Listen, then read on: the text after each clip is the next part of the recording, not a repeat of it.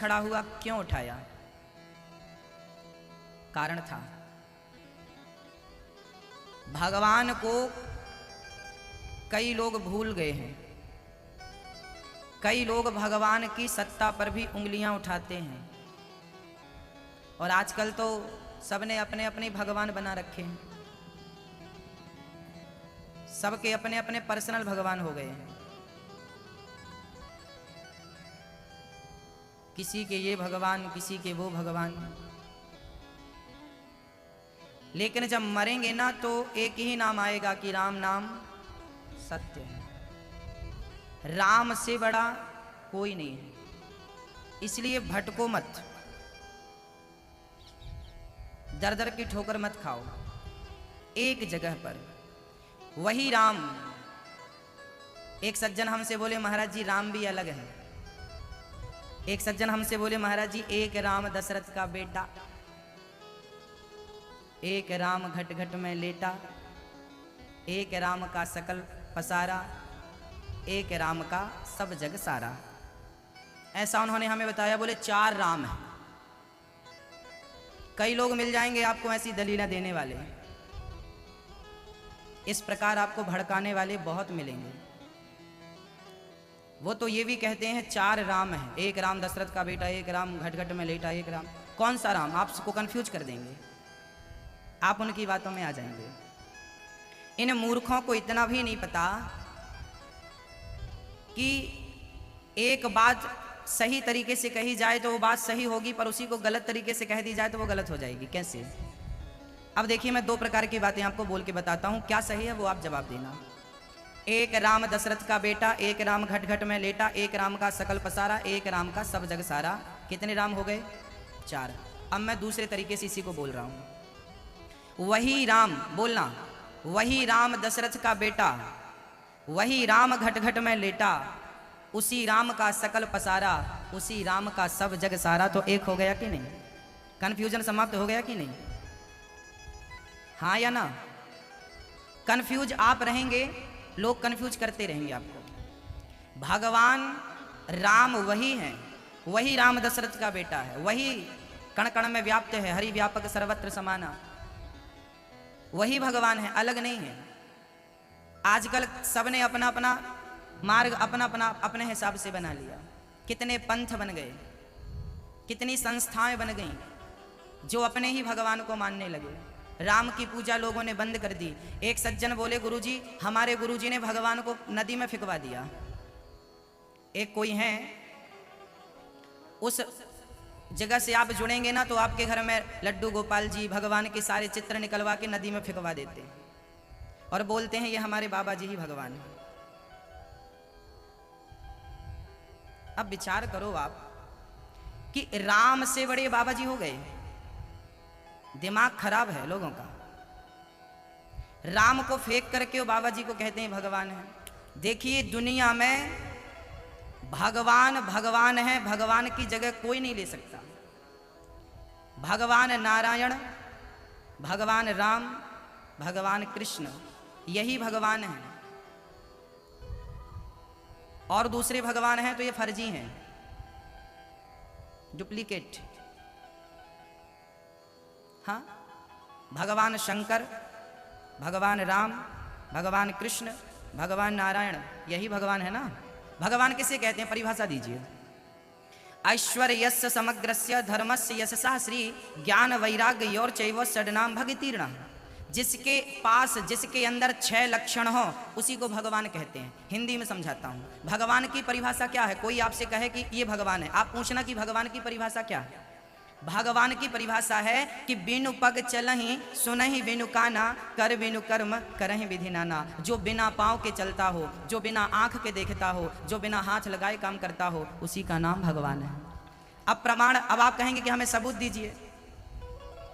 अब आप कहेंगे कि हमें सबूत दीजिए कि कहाँ बिना हाथ लगाए काम हुआ, तो सबूत देता हूँ। जब द्रौपदी की साड़ी खिंची हस्तिनापुर में, हस्तिनापुर से द्वारिका लगभग 1500 किलोमीटर दूर है। लगभग हस्तिनापुर बोले तो दिल्ली, दिल्ली से द्वारिका, गुजरात की द्वारिका लगभग 1500 से 1800 किलोमीटर होना चाहिए। अब द्रौपदी ने बुलाया जब आधी साड़ी उतर गई थी, जब बुलाया कन्हैया को, उस समय तो टेलीफोन भी नहीं था, बुलाया था हस्तिनापुर में, द्वारिका में द्वारिकाधीश बैठे थे, बुलाया तो बिना कान के, कान वाला भी इतने जल्दी सुन पाता क्या बिना फोन के? भगवान ने सुन लिया कि नहीं द्रौपदी की पुकार को? तो बिना कान के सुनना सिद्ध हो गया कि नहीं?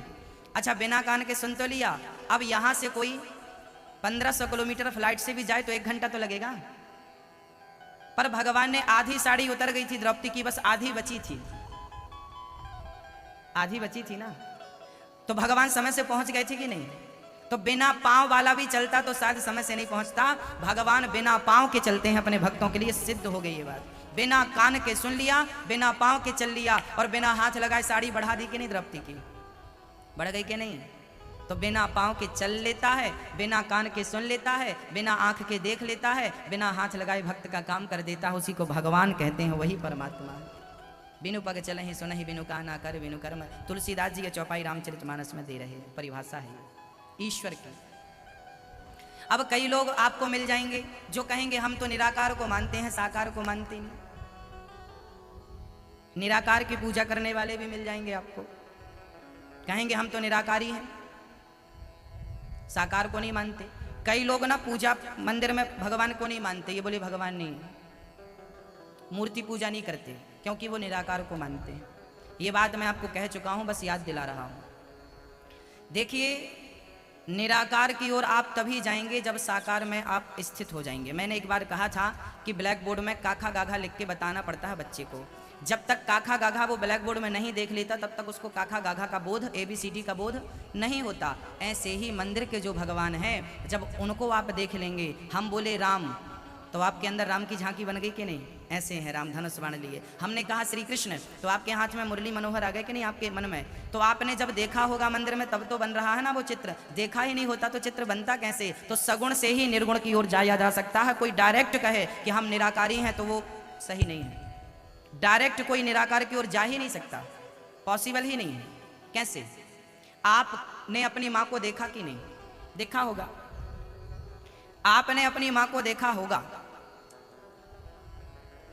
जब तक आपने अपनी माँ को देखा नहीं था, तब मैं आपसे कहूं कि अपनी माँ को देखो, तो आपने देखा ही नहीं, तो माँ की कौन सी छवि बनेगी?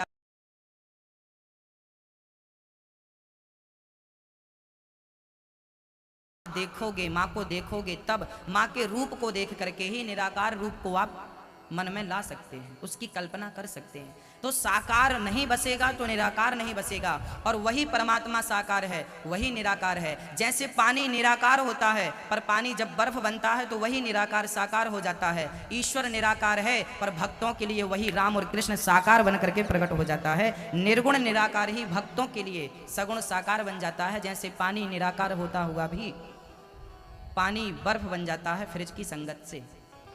इसलिए निराकार साकार के मतभेद में मत पड़िएगा। हम निराकार की भी पूजा करते हैं। एक दिन मैं आपको, आज ही मैं बताऊंगा कि निराकार की पूजा कैसे की जाती है। मैं सगुण पूजा भी आपको बताऊंगा करके, और निर्गुण पूजा भी बताऊंगा आपको करके। शारीरिक पूजा भी मैं आपको बताऊंगा, और मानसिक पूजा भी आपको कथा के ही माध्यम से मैं आपको आज या कल जरूर समझाऊंगा। आप समझिएगा भक्तों, मेरी प्रार्थना केवल इतनी है कि जो लोग राम और कृष्ण के सिवा, भगवान शंकर, भगवान राम और भगवान कृष्ण के सिवा जो तीसरे की बात करें, बस वो फर्जी हैं, इतना समझिएगा। उनका कोई अस्तित्व नहीं है, उनका कोई वेदों से, शास्त्रों से कोई प्रमाण नहीं है। और आप उनसे बात कर लेना कि आप किस जगह से प्रमाण देंगे, कोई प्रमाण नहीं है। हम आपको बताएंगे। वेद पुराण हमने तो नहीं लिखे ना। बताइए, आज जितनी भी संस्थाएं चल रही हैं, जो भी अपना अपना नाम लेके चल रहे हैं, इनके पहले भी वेद थे कि नहीं? हाँ या ना? हाँ, पूरा हाँ बोलो, या ना तो पूरा ना बोलो। था। वेद प्राचीन है, पुराना है। वेद और पुराण जो कहते हैं वही। वेद कहता है कि पृथ्वी गोल है, विज्ञान आज बताया, वेदों ने हजारों साल पहले कह दिया। हाँ, तो वेद प्रामाणिक है। वेद के खिलाफ जो भी बात करे, वेद में नारायण को भगवान कहा गया है, वेद में शंकर को ईश्वर कहा गया है, वेद में देवी और राम और कृष्ण की बात कही गई है। इनके अतिरिक्त वेदों में किसी की चर्चाएं नहीं है, और जो इनके सिवा किसी की बात करे वो खुद फर्जी है। आप फर्जी लोगों से सावधान रहें, इसलिए हमने ये बात आपको कही। जो राम और कृष्ण के अतिरिक्त किसी भी प्रकार की आपको बात कहें और करें वो सही नहीं है। और यदि आपको इस विषय में मेरे से वार्तालाप करना हो, शास्त्रार्थ करना हो, तो मैं तैयार हूं, शास्त्रार्थ करने को भी तैयार हूं। मैं अपनी बात जो कह रहा हूं वो शास्त्रोक्त है या नहीं इसका उदाहरण देकर के बताऊंगा। जो मैं कह रहा हूं वो कहां लिखा है वो बताऊंगा, और जो आप कह रहे हैं वो भी बताइए कि वो कहां लिखा है ना। इसलिए राम और कृष्ण को पहाड़ उठाना पड़ा उंगली से। क्यों? भगवान को पता था कि आने वाले टाइम पे लोग कृष्ण को भी साधारण बालक मानेंगे, राम को भी साधारण कहेंगे, राम पर भी उंगलियां उठाएंगे, कृष्ण पर भी उंगलियां उठाएंगे। इसलिए कई लोग कहते हैं कि राम कृष्ण भगवान नहीं है, ये महापुरुष हैं। हम इनसे पूछते हैं कि थोड़ी सी तो अक्ल होनी चाहिए। महापुरुष, क्या कोई महापुरुष अपना मुंह खोल के ब्रह्मांड का दर्शन करा सकता है? पर राम ने कौशल्या माँ को बचपन में कराया था, शास्त्र कहते हैं। भगवान श्री कृष्ण ने मिट्टी खाई, माँ ने बोला चल मुंह खोल, तो इतने से मुंह में पूरा ब्रह्मांड दिखाने की ताकत किसी महापुरुष के अंदर नहीं, केवल परमात्मा के अंदर है। ये बात सिद्ध होती है कि वही कृष्ण जो साधारण बने घूम रहे हैं हमारे और आपके लिए, वही तो ईश्वर है। गोवर्धन क्यों उठाया? कोई महापुरुष इतना बड़ा पहाड़ उठा सकता है? भगवान ने उठाकर इसलिए बताया कि हमें साधारण समझने की गलती ना करें। हम आपके संग हैं, आपके जैसे दिख रहे हैं। भगवान मटकी तोड़ रहे हैं, मक्खन चुरा रहे हैं, ग्वाल वालों के संग तो भगवान कबड्डी तक खेल रहे हैं, गाय चरा रहे हैं। आपको संदेह हो सकता है कि ये कैसा भगवान है? और तो सब ठीक है, माता सती को राम पर संदेह हो गया था कि ये कैसे भगवान है। भगवान होते तो अपनी पत्नी को ढूंढ नहीं लेते। शास्त्र पढ़ा ना आपने? माता सती को राम पर संदेह हो गया, ब्रह्मा को कृष्ण पर संदेह हो गया, इंद्र को कृष्ण पर संदेह हो गया, तब ना पानी बरसाया था, तब भगवान ने गोवर्धन उठाया था। यदि ब्रह्मा को, इंद्र को, माता सती को भगवान पर संदेह हो सकता है तो हम लोगों को हो जाए तो कोई आश्चर्य की बात नहीं है। लेकिन वो संदेह क्लियर करना चाहिए। संशयात्मा विनश्यति, गीता कहती है। यदि संदेह है ईश्वर को लेकर और उसको आपने क्लियर नहीं किया तो वो संदेह आपका नाश कर देगा। लंका में दो लोग थे, रावण और विभीषण। रावण को राम पर संदेह था, जबकि विभीषण को राम पर कोई संदेह नहीं था। जिसको संदेह था उसके आज तक पुतले जल रहे हैं, और जिसको संदेह नहीं था वो लंका का राजा बन के बैठ गया। ईश्वर श्रद्धा का विषय है, संदेह का नहीं। भगवान पर संदेह करोगे तो सर्वनाश हो जाएगा, जैसे रावण का हुआ। ईश्वर, भगवान ये नहीं कहते कि तुम हमारी पूजा करो, हमारी आरती करो। ये तो हमारी श्रद्धा का विषय है कि हमें जिसने ये मानव का तन दिया है हम उसका शुक्रिया अदा करें, उसका धन्यवाद करें। वो तो हमारी जिम्मेदारी है कि हम उनकी पूजा करें। इसलिए भगवान ने गोवर्धन को उठाया। हाँ, कोई भी डाउट हो आपको ईश्वर को लेके, भगवान को लेके, आप हमसे पूछ सकते हैं। भगवान श्री कृष्ण, एक दिन क्या हुआ कि वरुण लोक में वरुण देवता श्री भगवान के पिता नंद बाबा जी यमुना स्नान करने गए। तभी यमुना स्नान करते करते वरुण देवता उन्हें उठाकर ले गए। यशोदा ने देखा कि लालास तेरे पिता को पतो ना है। मैया ने बोला, कन्हैया बोले मैया है होंगे कहीं, आप देख लो। देखा तो बाबा मिले नहीं। भगवान ने ध्यान लगाकर देखा तो वरुण लोक में पड़े थे। वरुण लोक गए, भगवान ने कृष्ण अपने पिता को लेकर आए, और बाद में श्री कृष्ण अपने पिता से कहते हैं बाबा कैसे चले गए। अब बाबा हाथ जोड़ भी लगे। सारे ब्रजवासियों को बताया कि भैया ये बड़ा हमारा कन्हैया छोटा है जरूर, पर बड़े बड़े देवता याकू प्रणाम करेंगे तो भगवान है। वरुण लोक में याकू बड़े बड़े देवताओं ने प्रणाम किया, चरणों में गिर पड़े नंद बाबा और ब्रजवासी। भगवान बोले लाला ऐसो मत करो। तब ब्रजवासी बोले लाला तू भगवान है तो मेरी एक ही इच्छा है। क्या? बोले हम बैकुंठ को दर्शन करना चाहें। भगवान बोले तो लगाओ ब्रह्म कुंड में गोता। वृंदावन में एक ब्रह्म कुंड है। सारे ब्रजवासियों ने गोता लगाया, सबकी सब बैकुंठ चले गए, और भगवान ने सारे ब्रजवासियों को बैकुंठ का दर्शन कराया। पर बैकुंठ में भगवान का दर्शन दूर से ही हो पाया। ब्रजवासियों को कन्हैया के संग कबड्डी खेलने की आदत हो गई थी, तो ब्रजवासियों ने कहा कि लाला तेरे बैकुंठ से अच्छा तो वृंदावन है, जहाँ तू बड़े प्रेम से हमें प्राप्त हो जाता है, वहाँ तू सुलभ है और बैकुंठ में भी तू दुर्लभ है। तब सारे ब्रजवासी श्रीधाम वृंदावन फिर आ गए। वृंदावन की महिमा उतनी ही है जितनी बैकुंठ की महिमा है। बैकुंठ में भगवान के दर्शन दुर्लभ हैं, पर वृंदावन में बिहारी जी के दर्शन दुर्लभ नहीं है। बिहारी जी प्रत्यक्ष भगवान है, कोई मूर्ति नहीं है। हरिदास जी ने प्रकट किया था श्री बिहारी जी को। जैसे द्वारिकाधीश कोई मूर्ति नहीं है, द्वारिकाधीश साक्षात भगवान है। मीराबाई द्वारिकाधीश के मुंह पे समा गई थी। भक्तों, कृष्ण कृष्ण जपती जपती यार इतिहास को कैसे झुठलाओगे? आप अपने अपने पंथ लेके घूम रहे हैं, आप अपने अपने मार्ग और भगवान लेके घूम रहे हैं। मीराबाई को कैसे झुठला दोगे कि कृष्ण कृष्ण गाकर वो द्वारिकाधीश के मुंह में समा गई थी? कहीं उस मीरा की समाधि नहीं है, द्वारिकाधीश के मुंह पे समा गई थी। चैतन्य महाप्रभु श्री जगन्नाथ भगवान के मुंह पे समा गए थे। मुंह खुला सबके सामने और भगवान के मुंह पर श्री चैतन्य महाप्रभु समा गए। कैसे झुठलाएंगे ने इतिहासों को आप? कल्याण इन्हीं से है भक्तों, रास्ता भटकने से कोई फायदा नहीं। हाँ भक्तों, सारे ब्रजवासी वृंदावन आए। भगवान ने आज मन बनाया है रास रचाने का। सुंदर सी शरद पूर्णिमा की रात्रि थी। आज भगवान ने बंसी बजाई शरद पूर्णिमा की रात में कि भगवान पिता रात्रि शरदोत्फुल्ल मल्लिका वीक्षरन्तुं मनश्चक्रे योग मायामुपाश्रितः।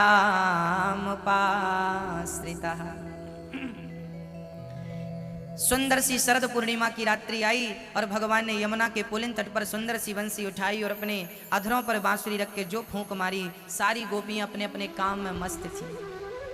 जिस सखी के पास जो काम था वो वही काम कर रही थी। एक सखी गाय दोह रही थी।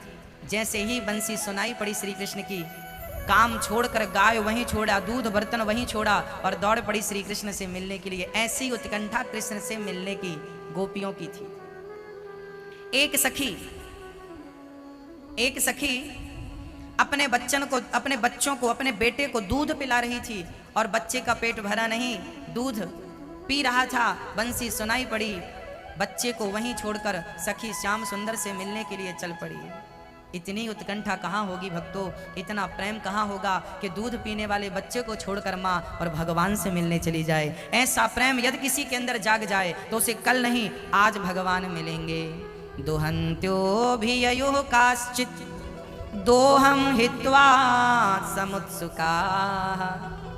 सारी गोपियां, एक सखी अपने पति के पांव दबा रही थी। बंसी सुनाई पड़ी, कृष्ण बुला रहे हैं, दौड़ पड़ी कृष्ण की ओर। बस भक्तों, पति ने हाथ पकड़ लिया। कहाँ जा रही हो? बोले कृष्ण से मिलने जा रही हैं। अच्छा, हमें छोड़कर उस ग्वाल वाले से मिलने जा रही हो? बंद कर दिया कमरे में। उस सखी की ऐसी उत्कंठा हुई कृष्ण मिलन की कि शरीर छूट गया, आत्मा निकल के सबसे पहले परमात्मा में समा गई। बंधन शरीर का हो सकता है, आत्मा का कोई बंधन नहीं। आत्मा को कोई बांध नहीं सकता, उसका कोई बंधन नहीं है।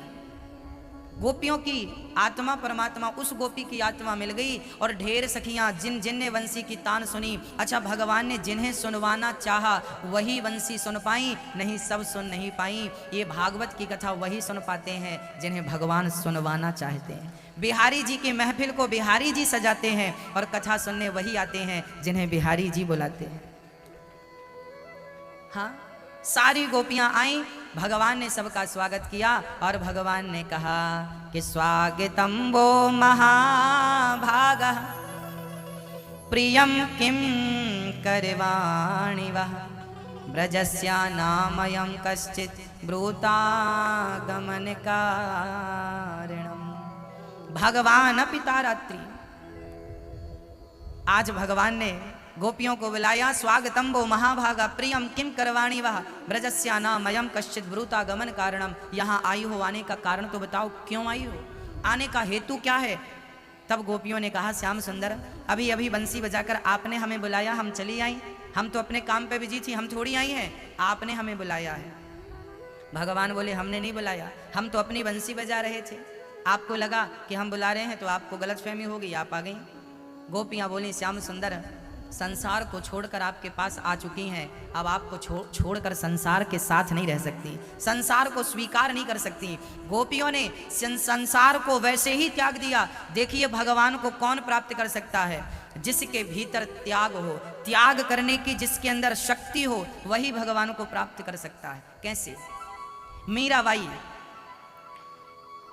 भोजराजपति थे, राणा जी ससुर थे, सोना चांदी महलों में कम नहीं थे, पर मीरा ने सब कुछ त्याग दिया कि नहीं? गले का हार उतार दिया, हाथ की चूड़ियां उतार दी, सोने की चूड़ियां, हाँ सब उतार दिया और भगवा पहन करके और मीरा झांझ मजीरा लेकर श्री कृष्ण कृष्ण कृष्ण गाने लगी। ऐसी लागी लगन मीरा हो गई मगन, वो तो गली गली हरि गुण गाने लगी। महलों में पली बन के जोगन चली, मीरा रानी दीवानी कहाने लगी। सबसे नाता तोड़ दिया मीरा ने। किसी ने कहा सबसे रिश्ता तूने क्यों तोड़ दिया? बोले जब सबसे रिश्ता टूटेगा तभी तो मेरे कन्हैया से रिश्ता जुड़ेगा।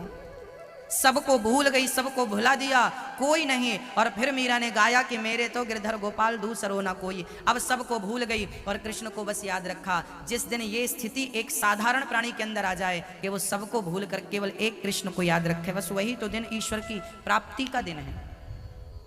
पर ये पूरी जिंदगी में हो नहीं पाता। इतना ही नहीं हो पाता कि सब भूल जाए और बस कन्हैया याद रह जाए, ये नहीं हो पाता, बाकी सब हो जाता। गोपियों ने भी सबसे रिश्ता तोड़ दिया भक्तों।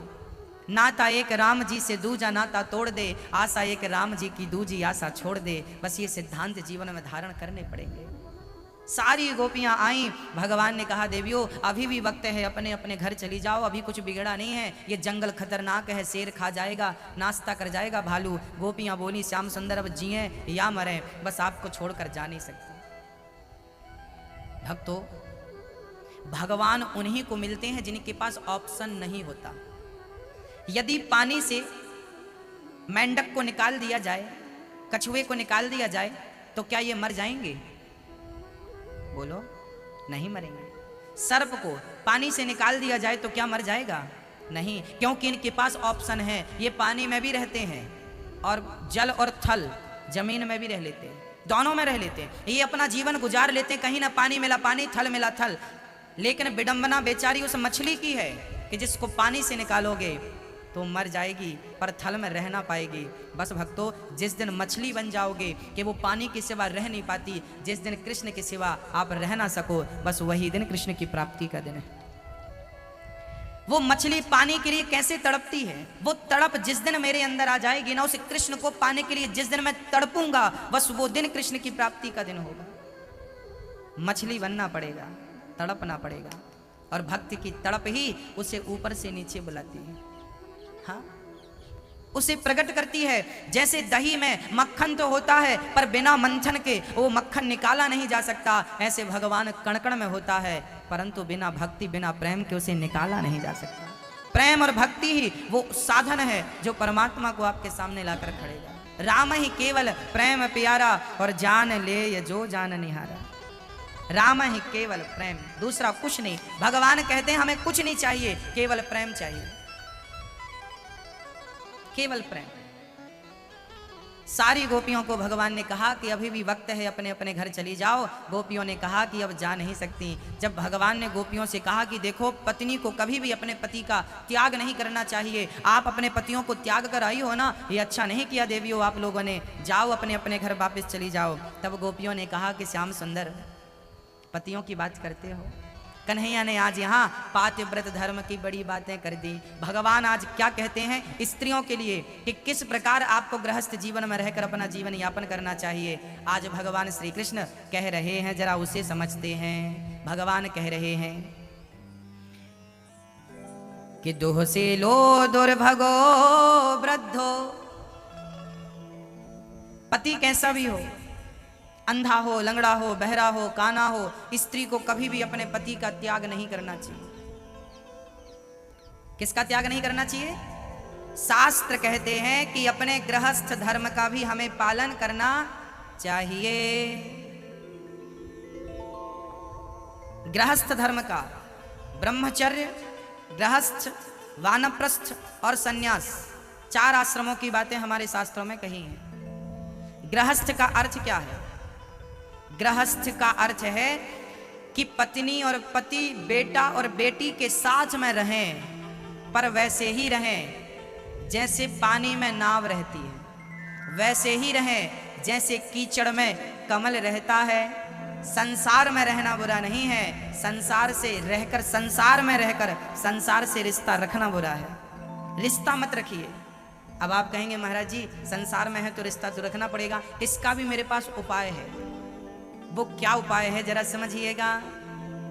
उपाय देखिए भगवान ने आंखें कितनी दी हैं?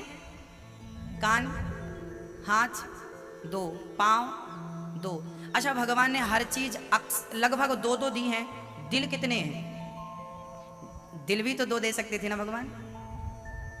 आंख दो दी हैं, पांव दो दिए हैं, हाथ दो दिए हैं, तो दो दिल दे देते, क्या नुकसान था? दिल एक दिया। एक क्यों दिया? क्योंकि भगवान कहते हैं कि हमने तुम्हें जो दो आंख दी है उसके पीछे कारण यह है कि एक आंख पत्नी के लिए है, पति के लिए है, बेटा बेटी धंधा व्यापार बिजनेस के लिए। एक आंख से परिवार को और व्यापार को देखो, दूसरी आंख से सदा गोविंद को देखते रहना, इसलिए ये दूसरी आंख है। एक कान से पत्नी की, पति की, बेटी की, बेटा की, व्यापार बिजनेस की सुनो, दूसरे कान से सदा भगवान की कथा सुनते रहना, इसलिए दूसरा कान।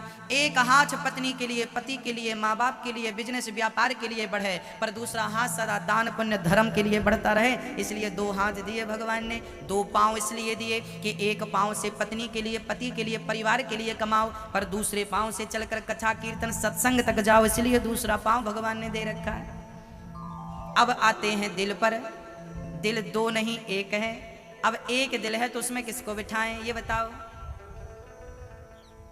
एक दिल है ना, उस पर किसको बिठाना है बताओ?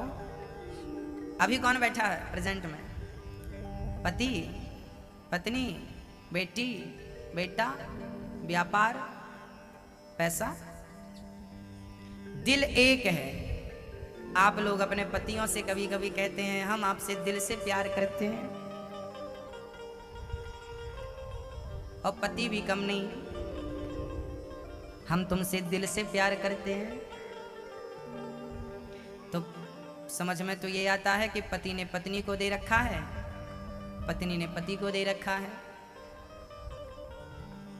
है ना? इसलिए दिल गंदा हो जाता है, कबाड़ बिठा लेते हो आप। हाँ, अब किसी महफिल में जाने की हमें फुर्सत नहीं। एक था दिल मिल गया वो शाम से,